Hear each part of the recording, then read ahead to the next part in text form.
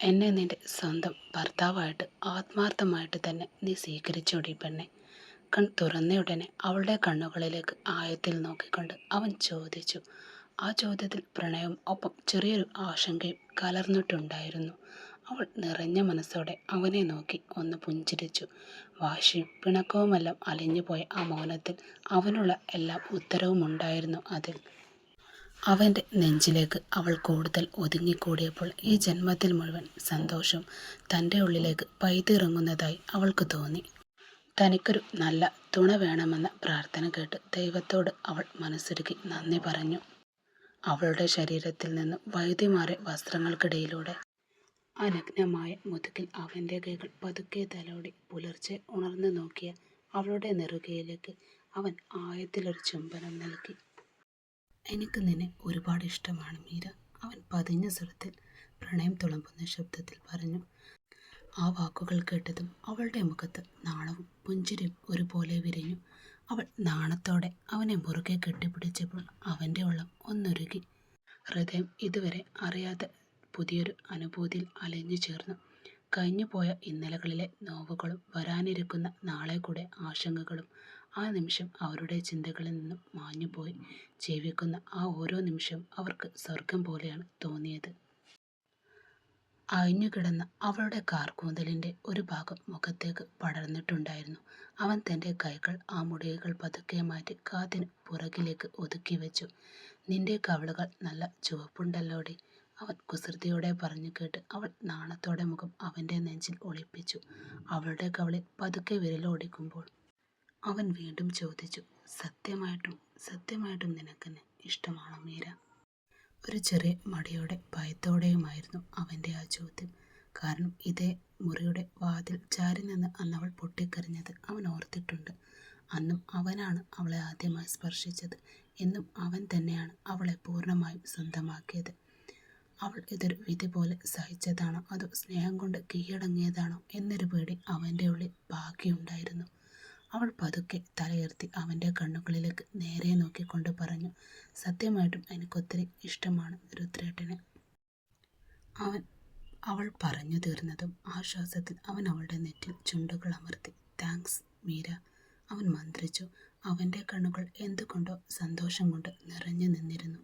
അങ്ങകലെ പച്ചപ്പട്ടെടുത്ത തേയിലത്തോട്ടത്തിന് നടുവിലുള്ള ചെറിയ ഔട്ട് ഹൗസിൽ പ്രഭ ഇരിക്കുകയായിരുന്നു. തോട്ടത്തിൽ തേയില നുള്ളുന്ന തൊഴിലാളികളെ നോക്കി ആ കുടിലിൻ്റെ വാതിൽ തന്നെ ഒരു കാവൽക്കാരനെ പോലെ രക്ഷകനെ പോലെ നിൽക്കുകയാണ് ശങ്കറും. അവൾക്ക് ചുറ്റും എന്തൊക്കെയോ നിഗൂഢതകൾ ഒളിപ്പിച്ചിരുന്നു വെച്ചതുപോലെയായിരുന്നു അയാളുടെ നിൽപ്പും മട്ടും. എനിക്ക് വീട്ടിൽ പോകണം, ശൂന്യതയിലേക്ക് നോക്കി പ്രഭ പെട്ടെന്ന് പറഞ്ഞത് കേട്ട് അയാൾ കസേരയിൽ നിന്നും എഴുന്നേറ്റു. പോകാം.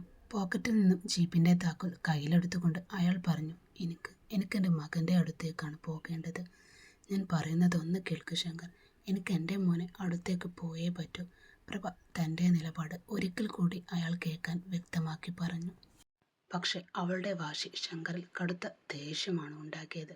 അയാൾ പെട്ടെന്ന് തിരിഞ്ഞ് അവളെ കനപ്പിച്ചെന്ന് നോക്കി. സാധാരണ ആ നോട്ടത്തിൽ മുന്നിൽ ആരും ഭയന്ന് പിന്മാറും.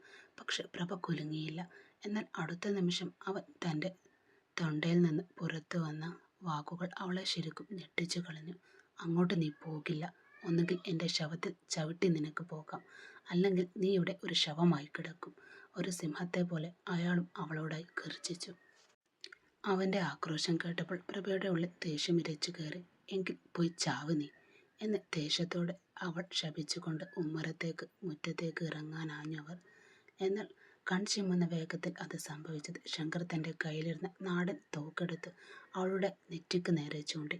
ആ കാഴ്ച കണ്ട് പ്രഭ ആകെ തരിച്ചുപോയി. അവളുടെ കൈയും കാലും ആകെ വിറക്കാനും തുടങ്ങി. വേണ്ട ശങ്കർ, ആ തോക്ക് താഴെ വെക്ക്, അവളുടെ ശബ്ദമിടറി. നീ തന്നെയല്ലടി ഇപ്പോൾ എന്നോട് ചത്തുപോകാൻ പറഞ്ഞത്? അവൻ കണ്ണുരുട്ടിക്കൊണ്ട് ചോദിച്ചു. ദേഷ്യത്തിൽ പറഞ്ഞു പോയ വാക്കുകളെടുത്ത് അവൾ നെറ്റിയിൽ കൈവച്ചു. ഭയം കൊണ്ട് നെഞ്ചിടിപ്പ് കൂടിയപ്പോൾ അത് പുറത്തു കാട്ടാതെ അവൾ അവനോട് കെഞ്ചി. അത് ഞാൻ ദേഷ്യം വന്നപ്പോൾ വെറുതെ പറഞ്ഞു പോയതാ ശങ്കർ, ദയവ് ചെയ്ത് ആ തോക്ക് മാറ്റി നീ. അവൻ തോക്ക് മാറ്റിയതും പ്രഭ വേഗത്തിൽ ഓടിച്ചെന്ന് അവൻ്റെ മുന്നിൽ നിന്നും അവൻ്റെ കവളത്ത് നോക്കി ഒരൊറ്റടി വെച്ചു കൊടുത്തു. ശബ്ദം ആ പൂമുഖത്ത് മുഴങ്ങിക്കേട്ടു. ഇങ്ങനെയുള്ള വിഡ്ഢിത്തങ്ങൾ ഇനി കാണിച്ചാലുണ്ടല്ലോ.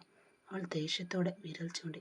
പക്ഷെ അവളൊട്ടും പ്രതീക്ഷിക്കാത്ത രീതിയിൽ ശങ്കരൻ അവളുടെ കഴുത്തിലൂടെ കൈകൾ ചുറ്റിപ്പിടിച്ച് ചേർത്ത് നിർത്തി. എന്നിട്ട് അവളുടെ കണ്ണുകളിലേക്ക് നോക്കിക്കൊണ്ട് ആദരമായി പറഞ്ഞു, എന്നെ വിട്ടുപോകരുത് നീ. അവൻ്റെ കണ്ണുകളിലെ ആയമേറിയ പ്രണയം കണ്ട് പ്രഭയുടെ ഉള്ളലിഞ്ഞു. അവൾ സങ്കടത്തോടെ ഉമിനീരിറക്കിക്കൊണ്ട് പറഞ്ഞു, ഇല്ല, എൻ്റെ മോനാണ് സത്യം. ഞാൻ നിന്നെ വിട്ട് എങ്ങോട്ടും പോകില്ല. ദാറ്റ്സ് ഗുഡ് എന്ന് പറഞ്ഞുകൊണ്ട് അയാൾ അവളുടെ നെറ്റിയിൽ നെറ്റി ചേർത്ത് ചുംബിച്ചു. ആരെങ്കിലും കാണും, എന്നെ വിട്. അവൾ ഒരു ചിരിയോടെ അയാളെ തള്ളി മാറ്റാൻ ശ്രമിച്ചുകൊണ്ട് പറഞ്ഞു. എന്നാൽ അയാൾ പിടിവിട്ടില്ല. ആര് കണ്ടാൽ എനിക്കെന്താ? അയാളും തിരിച്ചവളോടായി ചോദിച്ചു. അവൻ്റെ തലയിൽ നരച്ച മുടികൾക്കിടയിലൂടെ കൈവരുകൾ ഓടിച്ചുകൊണ്ട് അവൾ മടിയോടെ പറഞ്ഞു, വേണ്ട, എന്നെ വിട്. ആരെങ്കിലും കണ്ടാൽ കളിയാക്കും. ഈ പ്രായത്തിലാണോ ഇങ്ങനെയൊക്കെയെന്ന് നാട്ടുകാരും പറയില്ലേ നമ്മളെപ്പറ്റി? പ്രായമായാൽ പിന്നെ മനുഷ്യർക്ക് ആഗ്രഹങ്ങൾ ഉണ്ടാകില്ലേ, അതും സ്വന്തം പെണ്ണിനോട്? അവൻ്റെ ആ ചോദ്യം കേട്ടപ്പോൾ പ്രഭയുടെ കവിളുകൾ നാണം കൊണ്ട് ചുവന്നു തൊടുത്തു. അവൾ അവൻ്റെ മാറിലേക്ക് മുഖം പൂഴ്ത്തി. എന്നാൽ പ്രഭയുടെ ഉള്ളിൽ അപ്പോഴും വേദനയാണ്. തൻ്റെ മകൻ ശ്യാമിനെ ഓർത്ത്. അവൻ ഇതുവരെ തനിക്കൊരു വിളി പോലും വിളിച്ചിട്ടില്ല. പകരം രുദ്രൻ്റെ ഒരുപാട് മിസ്ഡ് കോൾ ഫോണിലുണ്ട് താനും. ഇനി അവൻ തൻ്റെ ഇരട്ട സഹോദരിയുടെ അടുത്തേക്ക് പോയി കാണുമോ? പ്രഭ ഓരോന്ന് ആലോചിച്ച് അവർക്ക് ശ്യാമിനെക്കുറിച്ച് ഒരുപാട് വേദനയുണ്ട്. എല്ലാത്തിനും കാരണം അവൾ ഒറ്റ ഒരുത്തിയാണ്. അതുപോലെ രുദ്രനെ തൻ്റെ മകൻ്റെ സ്വത്തുക്കളെല്ലാം കൂട്ടിക്കഴിഞ്ഞാൽ ശങ്കറിൻ്റെ കൂടെ ഈ നാട് തന്നെ വിടാനായിരുന്നു അവരുടെ തീരുമാനം. പക്ഷെ അതെല്ലാം ഒറ്റ സ്ഥിതിയിൽ പൊട്ടിപ്പോയി. അമേരിക്കയിലെ ന്യൂയോർക്ക് നഗരത്തിലെ ആകാശം മുട്ടുന്ന കോർപ്പറേറ്റ് സൗധത്തിലെ 50-ാം നില.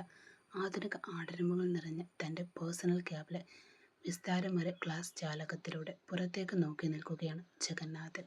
പുറത്ത് മഞ്ഞുരുകി വീഴുന്ന നഗരത്തിൻ്റെ തിരക്കുകൾ നടക്കുന്നുണ്ടെങ്കിലും അയാളുടെ ഉള്ളിൽ കനലെരിയുന്ന അഗ്നിപർവ്വതമായിരുന്നു. മേശപ്പുറത്തിരുന്ന് ലാപ്ടോപ്പിന് സമീപം വെച്ചിരുന്ന ആ ഫോട്ടോയിലേക്ക് അയാളുടെ കണ്ണുകൾ വീണ്ടും വീണ്ടും നിറഞ്ഞു. പ്രഭ തൻ്റെ ഭാര്യ അല്ല, തന്നെയും തൻ്റെ കുലത്തിൻ്റെ പ്രൗഢിയും ഒരുപോലെ ചതിച്ചിട്ട് ഓടിയവൾ. ആ മുഖത്തിലേക്ക് നോക്കുന്തോറും ജഗന്നാഥൻ്റെ ഉള്ളിൽ വെറുപ്പും കോപവും ഇരച്ചു കയറി. അത്രമേൽ തീക്ഷ്ണമായ ദേഷ്യത്താൽ അയാളുടെ കയ്യിലെ പേന ഒടിഞ്ഞു തൂങ്ങുന്ന അമർന്നു പോയി. എന്തിൻ്റെ കുറവായിരുന്നു അവൾക്ക് എൻ്റെ ഈ ജീവിതത്തിൽ? പണവും പ്രതാപവും അന്തസ്സും സ്നേഹവുമെല്ലാം അവളുടെ കാൽക്കൽ ഞാൻ വെച്ച് കൊടുത്തതല്ലേ? എന്നിട്ടും ഒടുവിൽ ആ ശങ്കറിൻ്റെ കൂടെ ഇറങ്ങിപ്പോകാൻ അവൾക്ക് എങ്ങനെ തോന്നി? ഒരു തമിയൻ്റെ കൂടെ. പണക്കാരനായ ജഗന്നാഥൻ്റെ നെഞ്ചിൽ ചവിട്ടിയവൾ പടിയിറങ്ങിപ്പോയിരിക്കുന്നു. അയാൾ പല്ലുകൾ ഞെരിച്ചു. തനിക്കൊരു മകനുണ്ട്, 26-27 വയസ്സുള്ള ശ്യാം എന്നൊരു മകൻ വളർന്നു നിൽക്കുന്നതെന്നൊരു ചിന്ത പോലും ആസത്തിന് ഇല്ലാതെ പോയി. അവ നാട്ടുകാരുടെയും കൂട്ടുകാരുടെയും എങ്ങനെ ഫേസ് ചെയ്യണം എന്ന ചിന്ത ആ രാക്ഷസിക്ക് ഉണ്ടായില്ല. അതോ ഇനി ഇന്ദ്രനീലത്തിലെ കോടികൾ വിലമതിക്കുന്ന സ്വത്ത് മോഹിച്ചാണോ അവളെ ഈ ചതിക്കെല്ലാം കൂട്ടുനിന്നതും? മൂഢയായ സ്ത്രീ. ഇന്ദ്രനീലത്തിലെ ആ സ്വത്തെല്ലാം അവൾക്കും അവളുടെ മകനുമുള്ളത് തന്നെയായിരുന്നല്ലോ. അത് നേടിയെടുക്കാൻ ഈ ചതിയുടെ ആവശ്യമുണ്ടായിരുന്നു അവൾക്കും. ജഗന്നാഥൻ ദീർഘമായി ശ്വാസമെടുത്തു. അയാളുടെ കണ്ണുകളിൽ വന്യമായൊരു ഭാവം തെളിഞ്ഞു വന്നു. ഇനി സങ്കടപ്പെട്ടിട്ട് കാര്യമില്ല, പ്രവൃത്തിയിലാണ് തൻ്റെ മറുപടി ഉണ്ടാകേണ്ടത്. അയാൾ വേഗത്തിൽ മേശപ്പുറത്തിരുന്ന സാറ്റലൈറ്റ് ഫോണെടുത്ത് തൻ്റെ വിശ്വസ്തയുടെ നമ്പറിലേക്ക് ഡയൽ ചെയ്തു. അപ്പുറത്ത് കോൾ കണക്റ്റായതും ജഗന്നാഥൻ്റെ ശബ്ദം ഒരു യന്ത്രം പോലെ തണുത്തുറഞ്ഞതായി മാറി. ഞാൻ പറയുന്നത് കൃത്യമായി കേൾക്കണം നീ. പ്രഭയെ ഈ ഭൂമിയുടെ ഏത് കോണിൽ കണ്ടാലും ശരി, അവളെ നിങ്ങൾ തേടിപ്പിടിച്ച് എൻ്റെ മുന്നിൽ എത്തിച്ചിരിക്കണം. എൻ്റെ മുന്നിൽ ഇനി 2 വഴികളേ ഉള്ളൂ. അയാൾ ഒരു നിമിഷം നിർത്തി ശബ്ദത്തിൽ മരണത്തിൻ്റെ തണുപ്പ് നിറച്ചുകൊണ്ട് ആജ്ഞാപിച്ചു. ഒന്നുകിൽ അവളെ ഇന്ദ്രനീലത്തിൻ്റെ പടി കടന്ന് എൻ്റെ ഭാര്യയായി എൻ്റെ മകൻ്റെ അമ്മയായി ഇവിടെ ജീവിക്കണം. മറിച്ച് അവൾ അതിന് തയ്യാറല്ലെങ്കിൽ അവളെ എവിടെ വെച്ചാണോ നിങ്ങൾ കണ്ടെത്തുന്നത് അവിടെ വെച്ച് തന്നെ ആ ശങ്കറിനെയും അവളെയും ഒന്നിച്ച് വെട്ടി നുറുക്കി വരണം. അവരിനി ഈ ഭൂമിയിൽ ജീവനോടെ ഉണ്ടാകരുത്. ഇത് എൻ്റെ അവസാനത്തെ ഉത്തരവാണ്. ഫോൺ കട്ട് ചെയ്ത് ജഗന്നാഥൻ ചാരുകസേരയിലേക്ക് അമർന്നിരുന്നു.